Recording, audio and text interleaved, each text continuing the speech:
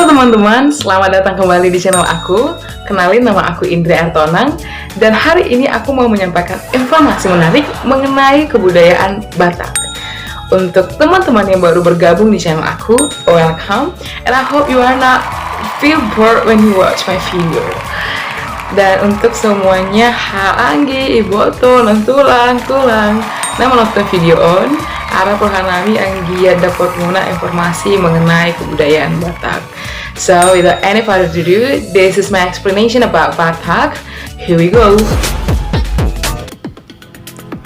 Indonesia dikenal dengan lambang Bhinneka Tunggal Ika yang berarti berbeda-beda tetap satu juga.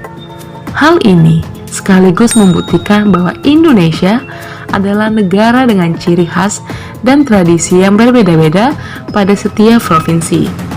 Dilansir dari kompas.com, terdapat 714 suku yang berada di Indonesia, dengan presentasi 40% didominasi oleh suku Jawa.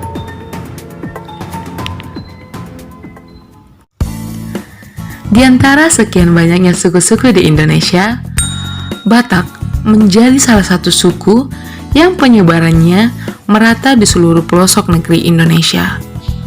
Lalu, mengapa hal ini terjadi? Tentu, ini berasal dari tradisi sang leluhur Batak yang menganjurkan keturunannya menyebar ke berbagai tempat.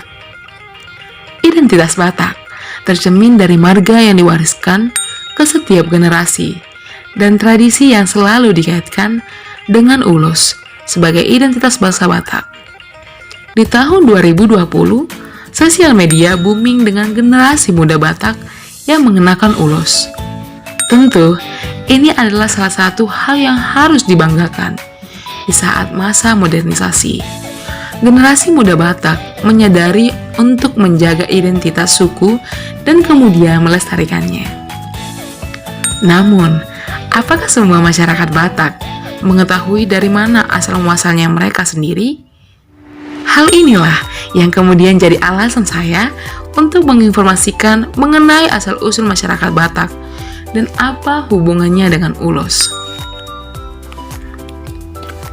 Ulus sudah ada di masyarakat Batak sejak ratusan tahun yang lalu. Ulus sangat penting bagi seluruh sisi tradisi Batak. Tidak hanya mengandung unsur seni, namun ulus juga memiliki unsur filosofi. Ulus merupakan identitas yang tidak bisa dipisahkan dari masyarakat Batak. Motif ulus pun memiliki filosofi, cerminan, dan bahkan karakter orang Batak. Pematang Siantar merupakan wilayah yang berhimpitan dengan Kabupaten Toba Samosir dan Kabupaten Simalungun yang memiliki satu pasar tradisional yang menjajakan ulus di pasar tersebut. Kita dapat menemukan berbagai macam ulus. Dilansir dari pariwisata.net, ada 19 jenis ulus dan masing-masing ulus memiliki fungsi yang berbeda. Sebagai contoh, ulus Bintang Maratur merupakan simbol dari sukacita. Ulus ini kerap digunakan dalam tradisi dan ritual Batak, seperti mangulosi atau memberikan ulos kepada pengantin atau yang melakukan hajatan. Ulus Bintang Maratur juga dapat dijadikan sebagai pengganti dari ulos Manggiring. Kemudian contoh berikutnya, saya akan menjelaskan tentang ulus Ragi Huting. Ulus Ragi Huting ini sudah sangat langka ditemukan. Sesuai dengan perkembangan zaman, ulus ini menjadi sangat jarang ditemukan. Dahulu kala, ulus ini digunakan oleh gadis Batak, dililitkan di bagian dada. Selain itu, digunakan juga oleh orang tua apabila berpergian. Pada zaman dahulu, orang tidak bisa menenun ulos sembarangan. Ukuran panjang dan lebarnya tidak boleh menyimpang dari ketentuan. Selama proses pembuatan ulos pun berlangsung, si penenun harus menaati aturan. Misalnya tidak boleh meninggalkan kampung untuk menyelesaikan pekerjaannya di kampung lain. Jika hal ini dilanggar, orang Batak percaya tondi atau horokan tersebut akan hilang. Ulos dimaknai sebagai pengikat kasih sayang antara umat manusia. Oleh karena itu, warisan budaya Batak yang sekaligus menjadi identitas orang Batak harus dilestarikan oleh garis-garis keturunan Batak. Setelah mengetahui informasi tentang ulos dan berbagai fungsinya, rasanya tidak lengkap jika kita tidak mengetahui asal-usul dari budaya Batak. Untuk mengetahui informasi lebih lanjut, tetap ikuti penelusuran saya.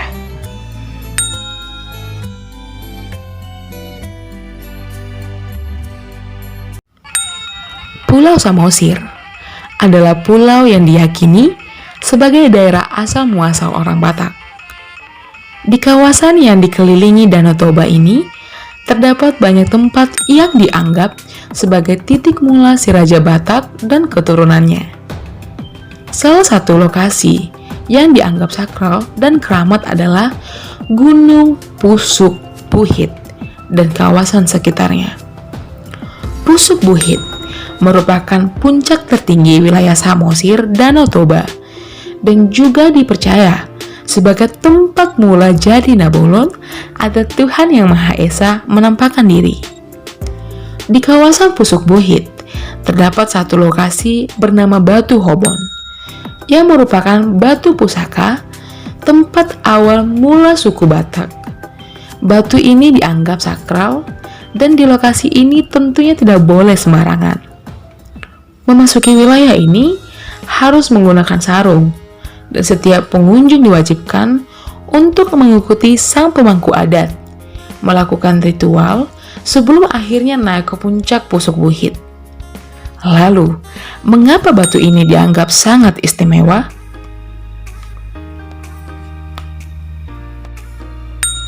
Orang Batak dikenal dengan berbagai marga. Lalu, apa hubungan Batu Hobon ini dengan berbagai marga yang dimiliki oleh orang Batak saat ini? Berdasarkan sejarah asal-muasal Batak, di Batu Hobon inilah semula jadi Nabolon atau dewa tertinggi suku Batak pada zaman dahulu menurunkan Opung Boru Dewa Parujar yang melahirkan Raja Batak pertama kali di atas Batu Hobon dan kemudian diwariskan kembali ke keturunannya dari Raja Batak hingga ke Opung Guru Tatiha Bulan.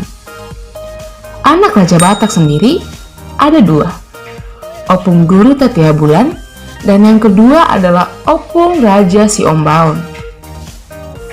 Dari Opung Guru Tatiha Bulan melahirkan 5 putra dan 5 putri.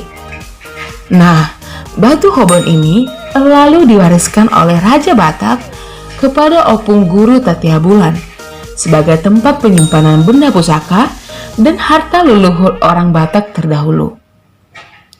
Ada banyak sekali pengunjung yang berusaha membuka tutup peti dari Batu Hobon ini. Namun, konon katanya batu sakral ini tidak dapat dibongkar oleh manusia. Dan setiap manusia yang berusaha membongkar batu ini, konon katanya akan mendapat musibah. Selain Batu Hobon, untuk dapat naik ke puncak Pusuk Buhit, kita juga akan menemukan sebuah lokasi bernama Persaktian Tatiha Bulan. Disinilah terdapat patung-patung yang memperlihatkan silsilah keturunan Raja Batak, terutama keturunan anak pertamanya, yakni Opung Guru Tatiha Bulan. Keturunan Opung Guru Tatiha Bulan sangat menarik perhatian. Pasalnya, anak pertama dari Opung Guru Tatiha Bulan, yakni Opung Namartua Raja Biak-Biak, bisa merubah wujud ke dalam 7 bentuk, memiliki 7 kesaktian, dan 7 kali berubah menjadi manusia. Setelah melewati Persaktian Tatiha Bulan, kita akan dipertemukan dengan lokasi yang bernama Telaga Tala-Tala yang berada di dekat Pusuk Buhit. Untuk masuk ke area ini pun tentu ada aturan yang pastinya harus dipatuhi. Adapun aturan tersebut terkait dengan alas kaki yang digunakan oleh orang-orang yang berkunjung ke Pusuk Buhit. Di semua titik yang dianggap sakral, tidak diperbolehkan menggunakan alas kaki. Di Telaga Talatala, ini adalah air yang dianggap suci atau keramat. Bahkan airnya dipercaya ampuh untuk mengobati penyakit. Telaga Talatala menyisakan misteri dan sejarah penting. Pasalnya, tempat ini adalah tempat pertama kali Opung Guru Tatea Bulan bertemu dengan bidadari pujaannya hingga melahirkan 5 putra dan 5 putri yang kemudian berkembang menjadi keturunan yang nama-namanya kini menjadi nama marga di seluruh masyarakat Batak. Tak jauh dari Telaga Talatala, ada sebuah batu besar yang dulunya merupakan tempat rapat para keturunan keluarga si Raja Batak. Itulah sebabnya batu ini disebut sebagai batu parapotan. Lokasi berikutnya, kita akan diperhadapkan dengan batu 8 penjuru mata angin. Batu ini menjadi salah satu bukti jika Raja Batak memerintahkan para keturunannya untuk menyebar ke berbagai tempat, ke berbagai pulau di Indonesia, hingga ke luar negeri. Dari batu 8 penjuru mata angin, lokasi ujung dari penjelasan saya hari ini adalah Pusuk Buhit. Pusuk Buhit merupakan gunung yang disakralkan oleh masyarakat Batak. Gunung Pusuk Buhit sering dijadikan sebagai tempat berdoa bagi masyarakat sekitar. Bahkan wisata luar Pulau Sumatera hingga luar negeri juga tertarik untuk melakukan upacara ritual.